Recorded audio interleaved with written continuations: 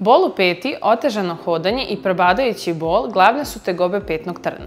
Petni trn nastaje kada se naslage kalcijuma talože na kosti u predelu pete i javlja se u obliku koštanog ispupčenja.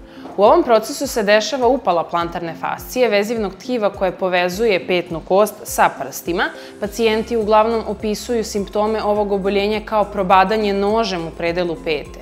Petni trn dovodi do otežanog hoda i smanjene pokretljivosti tokom čitavog dana, a naročito prilikom prvih koraka ujutru. U Fizionova centru lečimo petni trn uz pomoć našeg protokola 616 koji se sastoji od 9 terapijskih procedura. RSQ BAT protokol, HIVA-MAT terapija, terapije ultrazvukom, kineziterapija i funkcionalni trening, miofascijalno oslobađanje, terapije sa Lus-Talent aparatom, fokus terapije radijalnim talasima, fokus terapije usmerenim talasima i presor terapije. Bolovi u peti ne moraju biti jedini razlog petnog trna, već se bolovi mogu javljati i usled upale ahilove tetive, različitih povreda stopala ili istegnuća ligamenata.